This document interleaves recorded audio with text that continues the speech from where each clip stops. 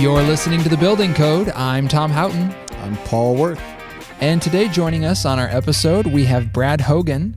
He's the Chief Operating Officer at Hogan Design and Construction. Welcome, welcome, Hogan. Welcome, Brad. All right. That's all right. You can call me Hogan. I've been getting called that since I was a kid. Really? Oh, there you go. Hey, there you go. See, we're just, Brad and I, we go way back. You mean Hogan and you? Yeah. I was making it conversational for you. No, I get it. Yeah. I get it. Hello, Hogan. How you doing? I'm doing great. Thank you guys for having me on here. I'm excited to talk to you. Yes, we are excited to have you. You are coming to us straight from Illinois. Is that outside Chicago, or where are you guys based out of? Yeah, we're about 45 minutes west of Chicago, Geneva, Illinois. Okay. So, obvious question, Cubs or White Sox? I'm a Cubs fan. I've been a Cubs fan since I was a little kid. All right, there you go. So right now it's a good time to be. It's a good time to be in Chicago. That's right. It's exciting. Well, Brad's joining us because you've not only been a client for a long time. We met each other probably a few different times, but most recently at a Buildertrend University in Omaha, and we just thought you and your company are really cool and wanted to tell your story on the cast. And speaking of story, so there's actually two Hogans, right? So there is. My brother's the owner, and I'm work for him. So. That's good. As the COO, big time. Yeah. It's not messing around. So let's just start there. Tell us about your company as it relates to what you guys focus on, type of work, number of employees. So we actually do all kinds of. We're kind of more of a project management firm. So we can do small projects, we can do large projects, we do residential, we do commercial. So we do new construction, we do remodeling. So we're kind of a mix. We actually have 10 full-time employees and 2 part-time employees. We were founded in 2000. I came on in 2002, and we've just been plugging away. That's really interesting. So a lot of people do like to segment themselves for a lot of obvious reasons, right? Like you can create processes. If you're just doing kitchens, that's your wheelhouse. You create processes around kitchens. If you're just doing new homes, that's your wheelhouse. You create processes around new homes to streamline. So you guys find that you can really have a wide variety and still work, right? Yeah, absolutely. It's really, the processes, to me, they all feel pretty similar. Kitchens, bathrooms, basements. There are similarities and there's differences, but when you get into larger scale projects, those processes change a little bit, but as long as you've kind of got those defined, getting through a project, big or small, they're all pretty similar for us. Who handles sales for you guys? It's a combination of myself and my brother. I do most of our residential remodel sales. My brother does more of our large commercial, large new construction projects. So got it. We've talked a lot about the sales process for construction companies over these last few episodes. So I guess framed in that conversation, when you guys do everything, how do you select your projects then? We have a pretty good screening process that we start with just right from the get-go, like whether they reach out to us online or through a phone call. We have our office manager reaches out and kind of goes through a checklist of questions that we ask just to kind of see if it's a good fit. Big thing is budget. Like it's a lot of people don't. It's like a scary word for people to talk with their customers about, but we want to know about it right away because we want to make sure that it's going to line up with our expectations and their expectations, because that's one of the biggest problems I think that construction companies have, is that they don't want to talk about the money, and that causes a lot of problems later on. So, but yeah, really like an ideal customer for us is just kind of somebody who's done this before and really wants a better experience. They want to have it managed correctly. They want to make sure that they're communicated with well, and that's what we kind of specialize in. So that's really interesting. Yeah, I like that. That's an interesting wrinkle into the qualification process. Yeah. I've never heard that before. So we want people who have done it before and had sort of a normal experience, which is typically in this industry, not to say anything about the business owners, but it's not great communication wise. And so you're really looking to deliver on the communication and have a raving client because of how you guys do things in your company. Yeah, that's raving really fans. That's what we're looking for. We want customers to really appreciate what we did for them. So it's similar to here in Omaha. Buildertrend is definitely like a tech friendly company. Brad, you've been here. Pool tables, bars, all that great stuff we have here. We actually look for the same thing. We look for people who have had a normal corporate cubicle job and go, we're going to blow your socks off here. Yeah. With culture and sort of what we are. Definitely. That's a cool strategy I've never thought of in construction. You guys, I noticed you on your website there, you've got an award there for the Remodeling Big 50. That's quite the award. Yeah, that was I think that was 3 years ago. Yeah, that was exciting. We were super honored to get that. We always just think of ourselves as like a small company that's outside, but we've gotten a little bit of recognition, so it's kind of nice. That's awesome. Hard work's paying off for sure. Yeah. Yeah, absolutely. That probably helps. So the other thing I noticed on your website, and we'll put your website obviously in the show notes just so people can check this out. Again, I think this is for the listeners who have their business owners out there and you're thinking about your website. You guys have a newsletter. And now what's funny about a newsletter is that in some respects it's an outdated thing. Concept. It is, but actually more and more businesses are actually going back to it. Quite honestly, it's a good way to stay in touch with your clients and have a subscriber. Like you basically, when you subscribe to a podcast, same kind of thing, right? Like, hey, I have 500 people subscribe to my newsletter. Yeah. This is a great avenue to communicate and resell. Is that how you guys think of it, or take me through what that looks like? Yeah, it's like one of the touch points for us. People who, a lot of the times during our sales process, we ask if they're interested in receiving that. And then throughout the process, we just double check with them. We talk to neighbors about it, but it's just a way of getting in front of people. Like, our marketing strategy is a little different than most in that we're not big on the ask. We just want to be present. We want people to see us. We want people to know about us. And we want to be the person that they think of. And a monthly newsletter helps because we're hitting at least once a month. Past customers, even people we didn't use, they're seeing us quite often. So.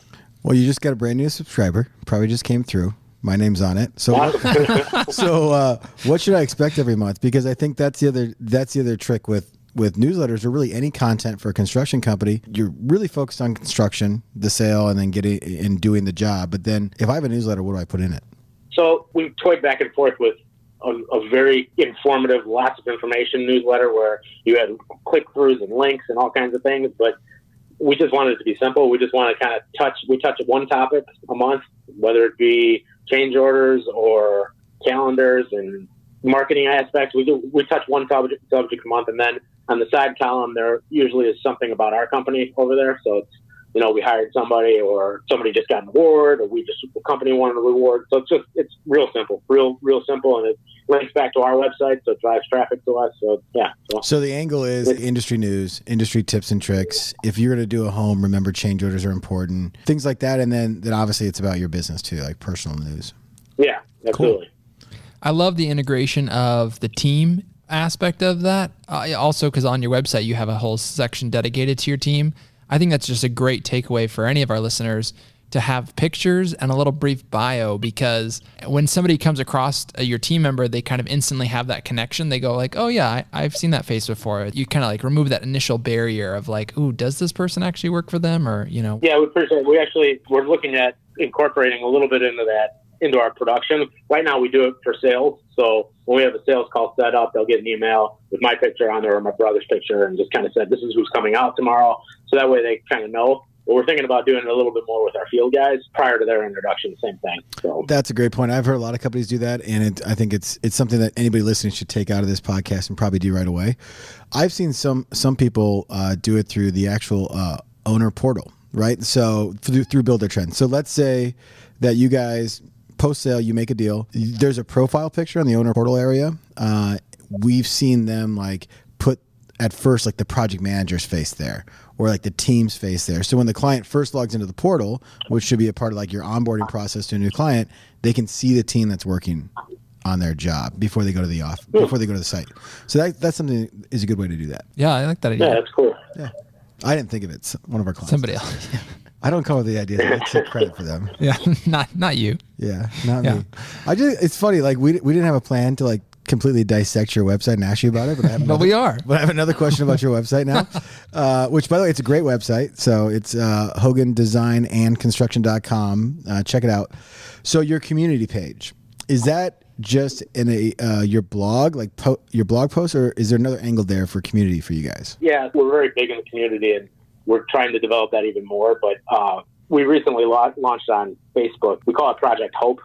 And basically what it is, it started out with us kind of talking to our team members or myself or my brother or whatever, just finding something that hits them, hits their heart. And then we will either donate money, which we prefer not doing money. We prefer doing some sort of tangible gift that we can give to them. But we had an employee who had a big affinity with AA, and so we did some a pool table for them. And so we do things like that to just kind of say that we're giving back to our community. Like we really do. Like we care about our community. It's important to us. And so just being present and doing things. We recently gave back to the whole community. We bought breakfast for just random people at a popular breakfast place for about an hour and a half. We just paid for breakfast for everyone for about an hour and a half, and people were very excited about it, posting on Facebook, and so it was a fun thing to do because you're just surprising people. Hogan Design and Construction, stand for your breakfast. So that's awesome. That's cool. Really cool. It's cool marketing, but obviously you can tell for you guys it comes from your heart, right? Trying to engage your employees and you and your brother. But I mean, the reality is probably as old as time. People like free stuff, especially food. Yeah, that's true. Yeah. T-shirts.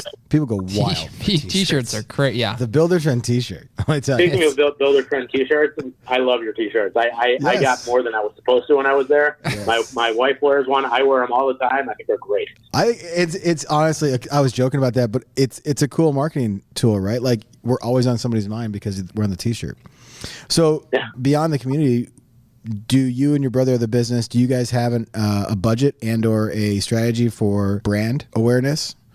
I've seen a lot of companies do a lot of different ways. How do you guys get the brand out to the community besides obviously the Project Hope or community here? These are to be honest, these kinds of activities are our biggest things. Like we do things that we're not looking to. One of the things that we do that's pretty cool is we send out pens to anybody who contacts us, and then customers, and then they get pens every 3 or 4 months, just 2 or 3 pens, and it's got our contact. It's like basically my business card wrapped around it. And I got to tell you, I mean, I go anywhere I go in Geneva, I see my pens. I see them I see them at restaurants. I see them at galleries. I see them everywhere. I'm like, this is working. That's cool. That's an easy one. That's a great win. Yeah. Easy ones that everybody should be doing. I guess, let me ask, do you guys have your logo on all your trucks, company trucks, and the truck you use? Yeah. You can see my shirt. We got our Hogan shirt. Yep. Hat, swag. We got all of our trucks are lettered. We have a big sign in front of our very prominent location in Geneva.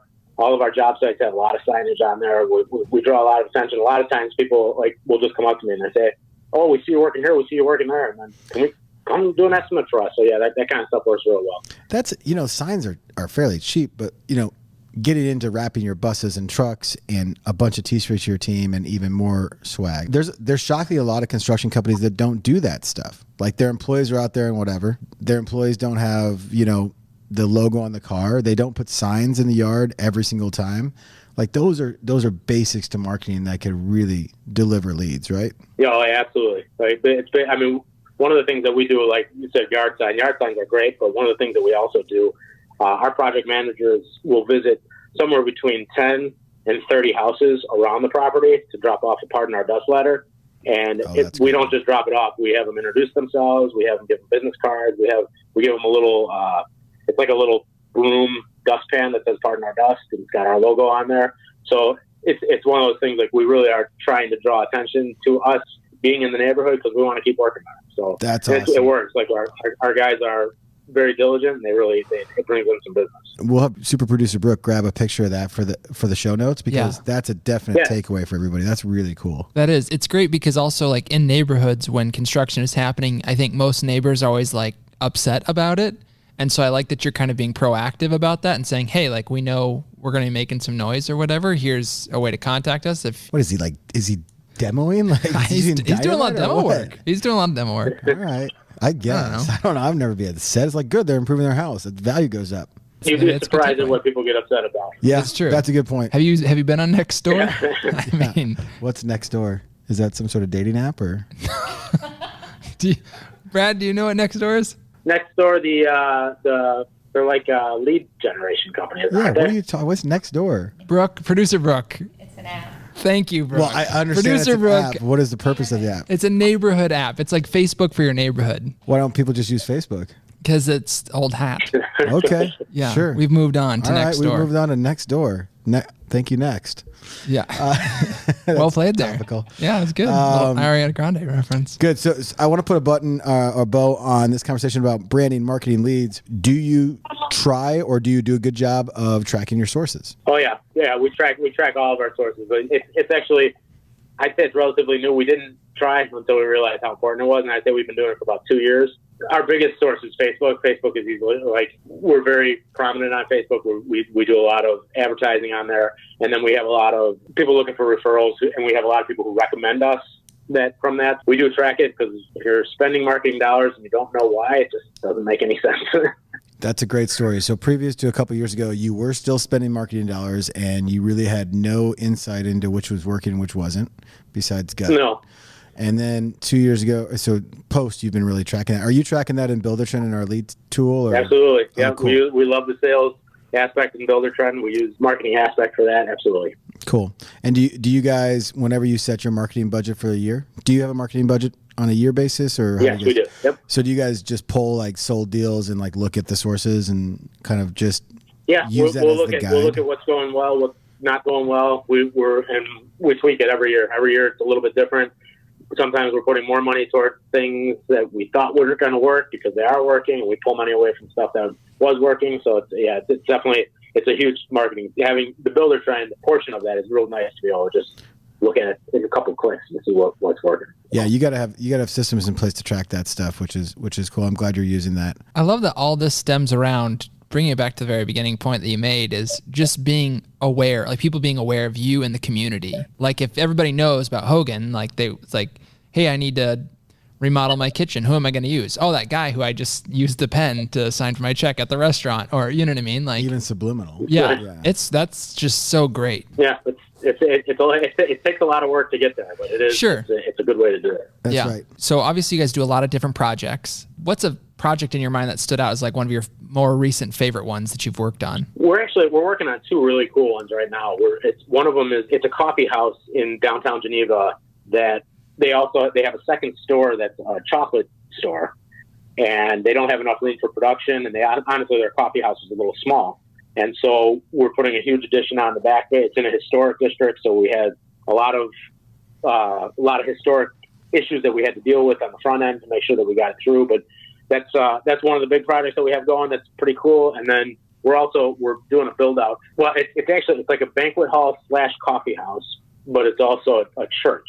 So it's kind of a cool combination of all of that. And it's right in the heart of one of the neighboring suburbs here, downtown Aurora. And it's going to be a cool, very, very cool finished product. Like we're excited on both of them to see how it's going to end. So. That's awesome. Like a little multi-used mixed space, sounds like. Yeah. Exactly. Yep. I feel like that's a trending direction. Yeah, for sure. With commercial stuff for sure right now. Yeah. That's cool. Yeah. So you guys are even into light commercial stuff as well. Yeah, light commercial. Yeah, we do everything. We go small projects, big projects, commercial, residential. We love it.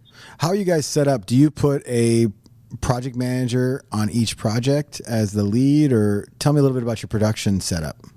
Yeah, we it's funny. Our production has grown so much because, and when I say grown, worked and changed, because when I first moved into that end of things, my brother was like a owner, like every owner operating. He did everything and didn't really like parting away with things.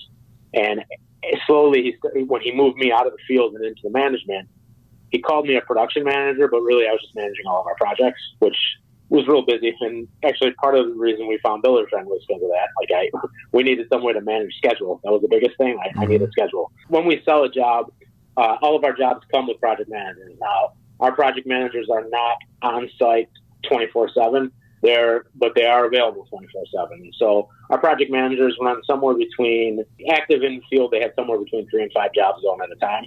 Okay, and that's what I was thinking. They're bouncing back and forth between projects.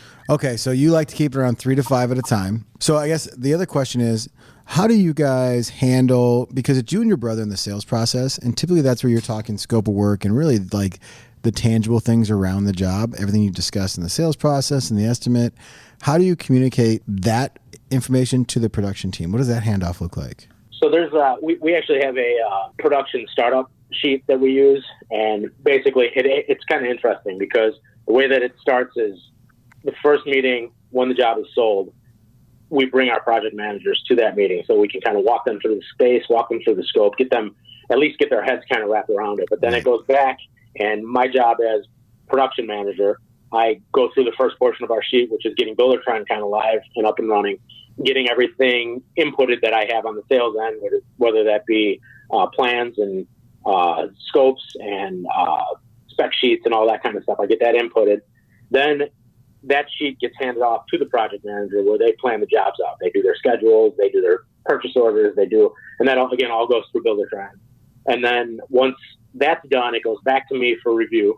I make notes, I meet with them, we kind of tweak it again, and then it goes back to them to make the adjustments. And then the final step is once they lock in a start date, it goes back to me for my final processing. And then, I'll get some of our guild quality things set up and finalize Buildertrend, lock in start dates, lock in baselines, all that kind of stuff, and then it goes into production. Awesome. I love that you use baseline, because that is a great way on the production side of things to see where you're winning and losing, right? So let's go down that road a little bit. So you guys confirm a length of the job. Let's just call it 90 days, right? First off, do you guarantee that 90 days? How do you communicate that to the client? What does that look like? So the way that our schedule looks is it spells out everything. We let them see the whole schedule right from the beginning. Depending on the length of the schedule, there'll be buffer days at the end of the job. So sometimes it's a week, sometimes it's a month. It depends on the scope and the process. Mm-hmm. But the schedule, what we tell people is the end of the buffer days is when we will be done. Unless if something along the line changes, and if there's a change order, you're going to get that information in the change order. It's going to tell you, the price, the scope of work, how much or how many days it's going to add to the project. But the whole time it's being tracked through Buildertrend and through the customer so that they're aware. And then we tell them up front that the schedule is a living, breathing thing. We're a construction company. There's going to be times where, especially here in Chicago, we might have the plumber scheduled, and then the day before, pipes are frozen everywhere. And so he's not coming to your job site because your job site is not an emergency. But we explain that our project managers are going to get it back on schedule. We're going to double stack people or whatever to try to keep it under there. So we will finish on time, assuming there's not change orders. That's pretty much that's how that works. I have a ton of questions after that. That's great. So transparency. We talk about that all the time. We preach it. Obviously, we preach it as best practice. Obviously, do it through Buildertrend, right? Makes sense. Had you always been that transparent as related to the schedule, or did you make a shift in your company philosophy at some point? Yeah, we weren't always that transparent. It was honestly when Buildertrend came up, and then we actually started showing them our schedules. That's when it became more transparent. We had to be more transparent because they were seeing what our plan was. Mm-hmm. Whereas before they would say, "How long is this project going to take?" 6 to 8 weeks, but nobody's tracking that. So like they kind of do.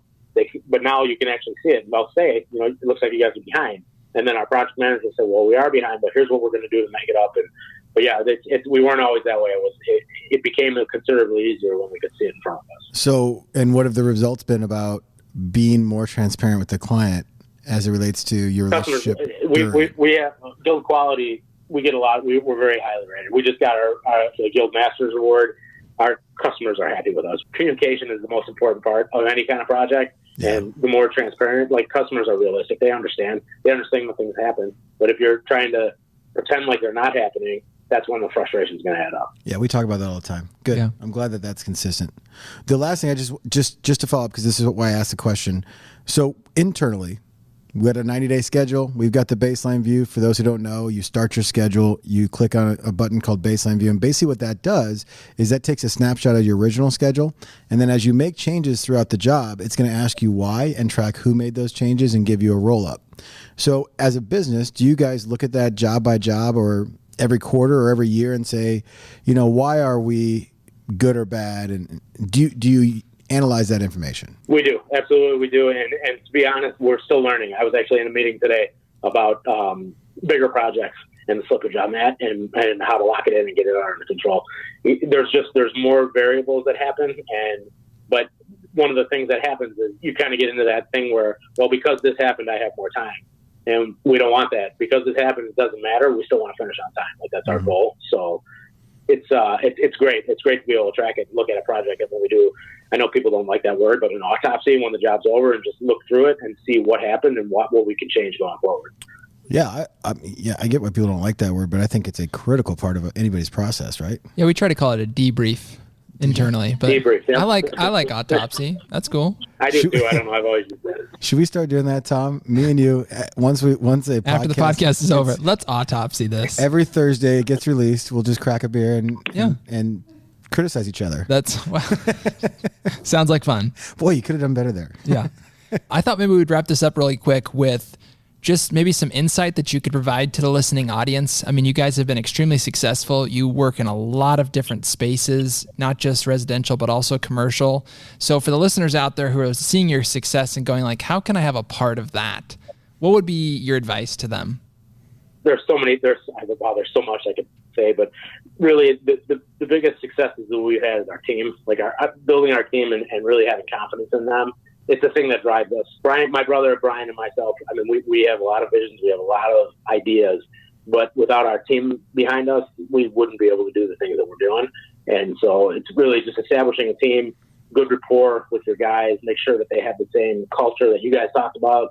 They want to represent that. It's so important. Like, it's making sure everybody's on the same page. That's really what I would say. Yeah. Out of a lot of contractors I talk to, and even our clients, you guys do a ton of things right as it relates to how you go to market, how you build your brand, even the community stuff. We didn't get into how you guys create culture. That's probably a great thing to get into at some point. Maybe we'll have you back on. We'll talk culture I'd love talk. to. Culture talk with Hogan and his heroes. And then, and then also utilizing systems, and of course, Buildertrend's the backbone, but like, even if it's not, you got to have systems in place and you got to track staff to get better, right? Really important. When there's no system, you can't repeat it. Right. So, yeah. Yep. Great. Well, I guess I was just saying you guys do a great job. Well, thank you very much. I really appreciate that. Yeah. It's great. Brad, thanks so much for joining us on the podcast today and sharing your experience. We really appreciated getting to know you and about your company. And don't forget to check out our show notes page where you can find out links to their website. We'd love to see some pictures of those 2 jobs you mentioned too. And then like the gift that you give out to the community. Yeah, the dustpan thing. Awesome. Yeah. Thank you very much. All I right. appreciate it, guys. Appreciate you, man. Good to see you. Good to see you again. Take care. Love what you heard? Don't forget to rate and subscribe to our podcast so you can hear from more guests that will benefit your business. Also, please check out our show notes page for more information on what we discussed on this episode. You can find it at buildertrend.com/podcast. Thanks for listening, and we'll see you next time on The Building Code. Appreciate you.